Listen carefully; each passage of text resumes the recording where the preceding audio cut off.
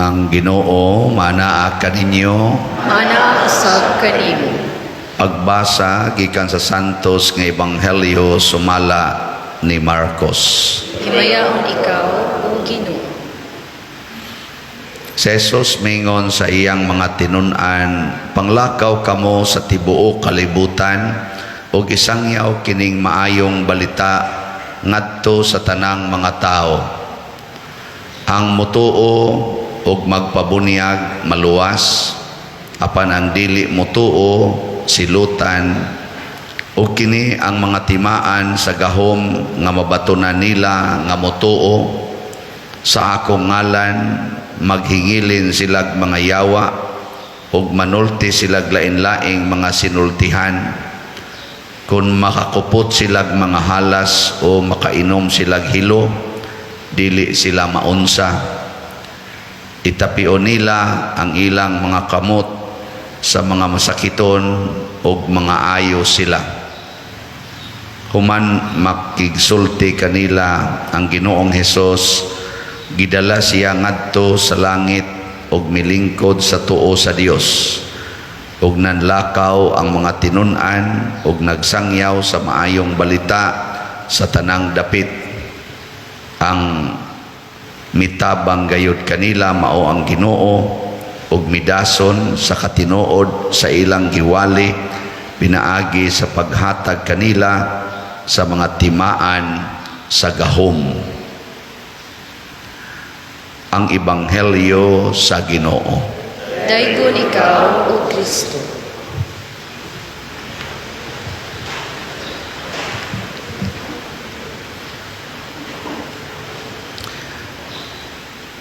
Base sa atong Ebanghelyo o sa kinabuhi ni San Marcos, usa sa mga ebanghelista o disipulo ni Kristo, ang timaan di ay sa usa ka magtutuo mao gyud ang pagsangyaw sa maayong balita sa Ginoo.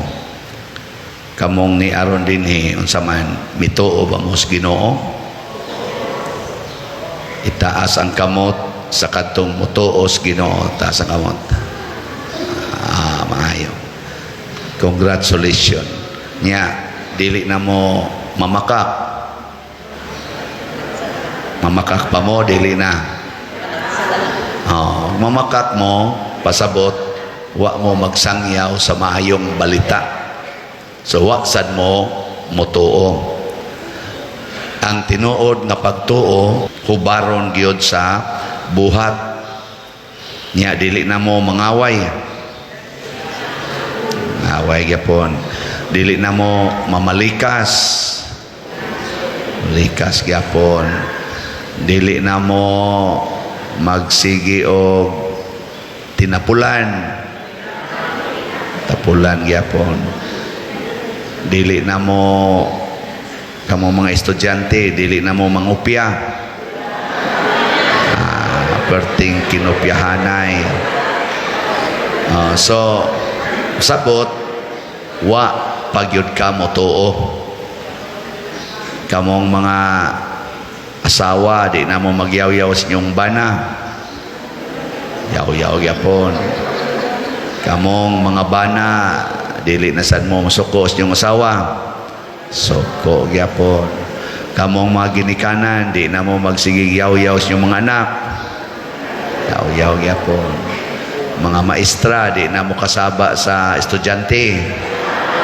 Kasaba gyapon. Estudyante, dili na magsigig libak sa maestra. Libak yapon. Muna, atong hunungon kay ang gisugo ni Kristo isangyaw ang maayong balita, ang Ebanghelyo sa Ginoo.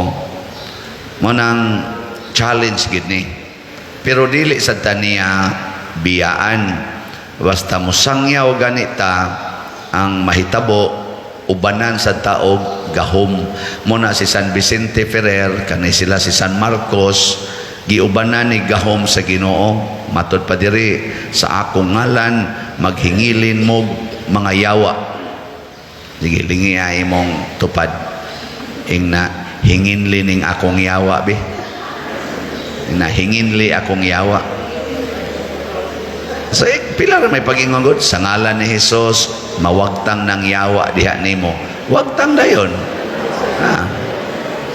Kanang yawa nimo nga nagsigig tudlo nimo anang sigig basa o sigig tan-aw anang mga porn diha sa internet na mawa na so naon.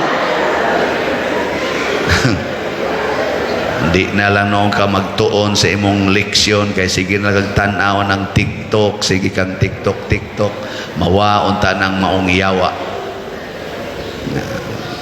para sa mga estudyante, para sa mga dagko na mawa ng yawa sa pagka yaw-yawan, himalikas, materialistic o uban pa. Daghan kay mga yawa nga niya nato nga ngayang papahawaon. Usa ra gyoy solusyon tuo sa Ginoo nga isang yaw ang ebanghelyo. Ikaduha nga timaan makasulti mo og lain-laing sinultihan. Pasabot ana masabtan mo sa mga tao. Kay ngano man ang sentro sa mensahis Ginoo mauman ang gugma, love. Nya kanang gugma dali kay nang masabtan mo bitan ang daghan kay mga Filipina naminyo og mga foreigners. Daghan sang foreigners naminyo usag mga Filipina, nagkasinabot sila tungod sa gugma. Oh, sige. I-share ko no imong gugma sa imong tupad. Sige, ikaw ready? Go.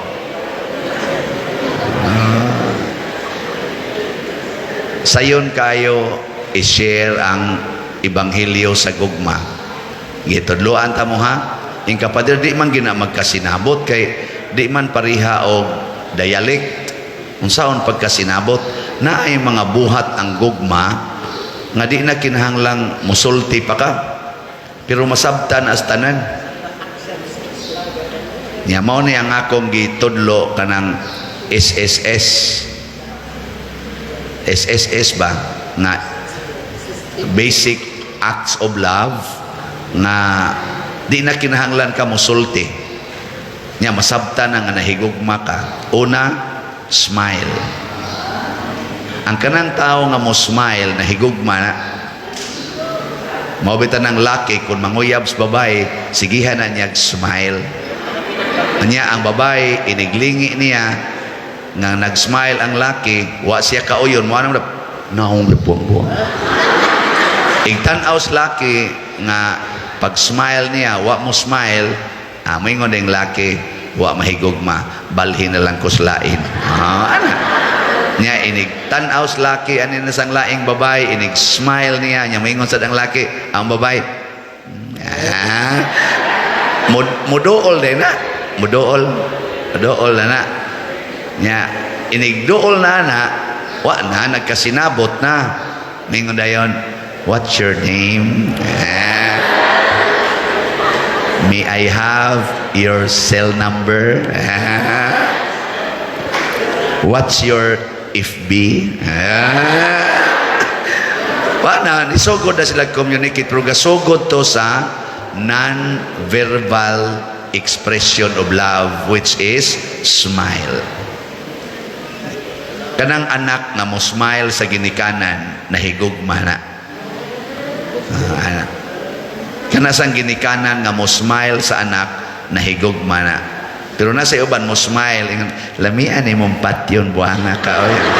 Bisan pa og ang iyang gisulti lamian imong patyon pero nag-smile pasabot ana naara na siyang ba joke ra na. Mo na kung dayunon kanyag patay niya smile siya samtang gapatay nimo moingon dayon ka true love kills. Di ba? Ang tinuod ang gugma mo patay. Smile man. Away mo smile oy mo patay kag tao di ka ka-smile. Di gina malahos. Mo na kung gusto nimong i-share ang good news, smile always. Now, dato'y akong istorya nyo sa una nga O kani, grade 8. Kanang grade 8, equivalent man na sa second year, di ba? Sakto ba ko? Sa una, second year ko, na ako'y gipanguyaban akong classmate. Ikaw panguyab niya, sa una, suwat-suwat man to.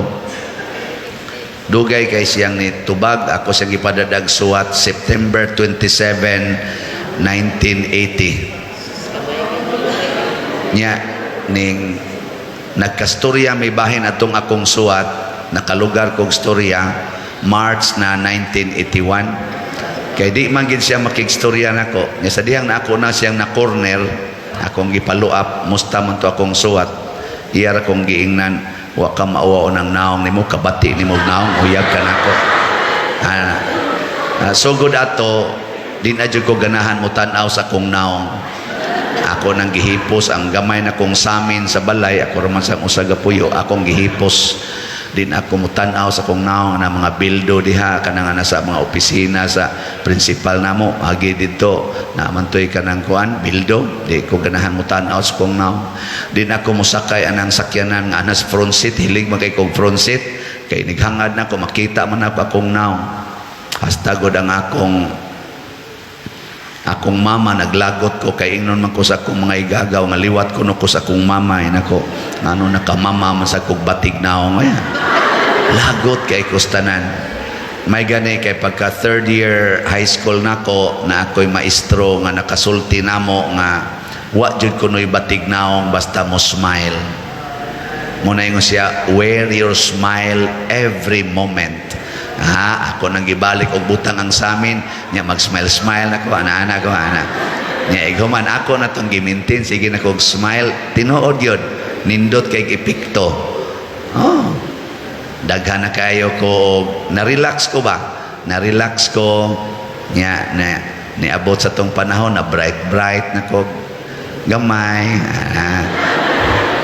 apil na ko sa top 10 pagka fourth year nahimo kong wing commander sa CET nya apil pag yung top 10 ay sus smiling pag yun kayo awa na ako na gipanguyaban na nanguyab na ako nga gwapa kayo among usas mga batchmates gwapa kay tanan nanguyab na ako sang gibaslan ako na kay samin siya na anako wa ka mauwaw ng imong naong nga maunay imong gisulti nako nga ako ikumparar sa imong kagwapa mura ra man kog trapo kay bati man kog naong ikaw gwapa man ka ingon din siya bahala na lang tanang tao mo ingon imong bati kag naong basta para nako ikay kinagwapuhan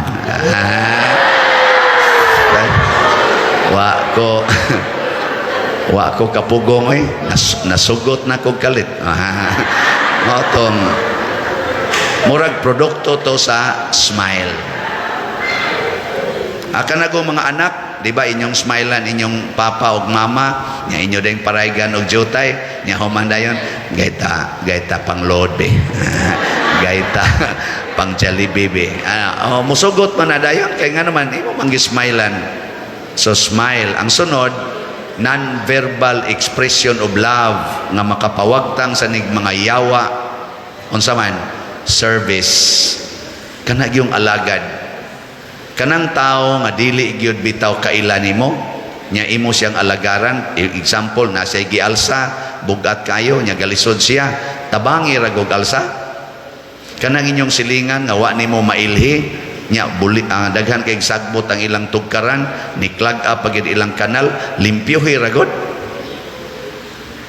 Di ba makaingon gina sila, hala kinsa maning nang limpyo sa tuntukaran, ato nang silingan, hala nalab lagi ta niya. Uy day, kumusta makamutagan ani mo tabangi ba?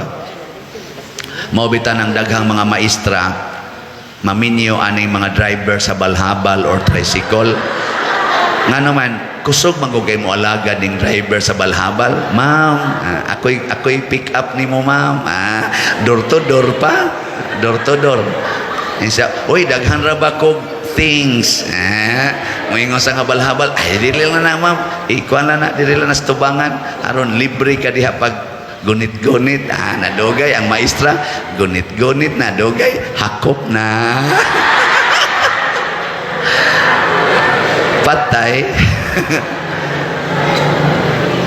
Mga estudyante, ay, sus, labi na classmate nga na motor, sa ako lay hatod nimo. Di masuko imong parents. Asa kaabot parents nga to mas hagunoyan. Sige, basta serbisyuhan mo, ma-inlove gina. Imong serbisyuhan ang usa ka tawo, besag unsa ka maldito serbisyuhe, ma-inlove gina. Muna ka mo maginikanan kanang inyong mga anak nga tapulan kayo, nya di pagyud mo tabang, nya perti pag yung dagko ag kaon, nya bugo rabag pa eskwelahon. Ayaw gyud yaw-yawi kay mosamot man nagkalayo. Sigihi lang ginag-alagad, alagare o gigutom pakana. Nyag magduwa siya computer, tagaig snacks. Ano bang atiman na gid ba? Natadugay na, ma-inlove na nimo. Unsa may timaan nga na inlove? Magpangita. Basta ma-inlove gani ka, magpangita ka anang tawhana. Tanawa, mawalang kag kadiyot ginikanan, di ba mutawag din na nimo, snacks. Hatag din kag snacks. Ma, labhin ni akong sidina nga bulingon. Labahan dahil sa imong ginikanan. Magpangita na nimo. Anawa, di ba dali kay kang mamatay?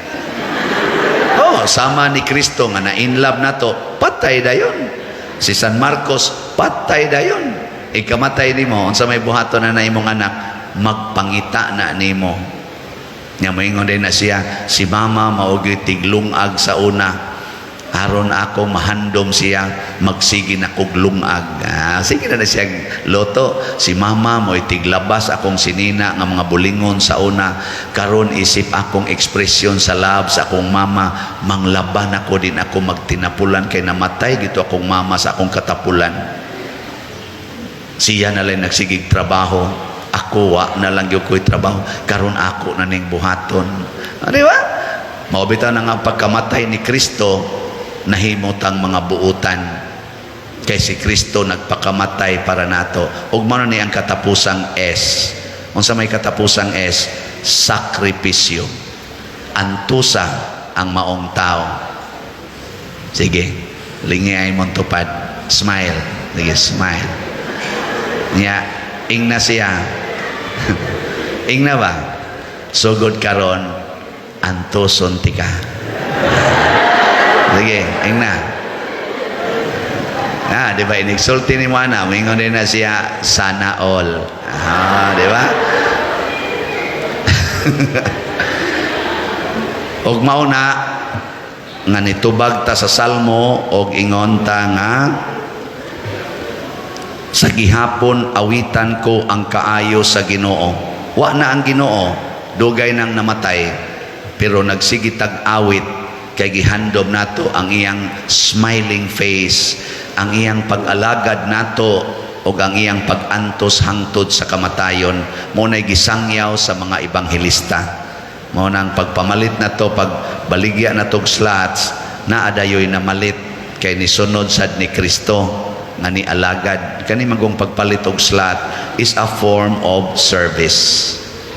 Pila na may atong halin as of yesterday sa atong SBF DAG or San Vicente Ferrer's Daily Abundant Graces, niabot ng atong halin og 15,825 slots. Pakpak.